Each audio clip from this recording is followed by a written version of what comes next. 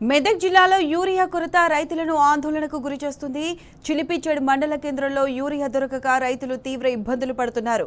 Urea కోసం తెల్లవారుజామున 4 గంటలకే పిఐసిఎస్ కేంద్రాల వద్దకు వచ్చి పడిగాపులు కాస్తున్నారు. గంటల తరబడి క్యూ లైన్లో నిలబడ్డా యూరియా బస్తాలు దొరకడం లేదని రైతులు వాపోతున్నారు.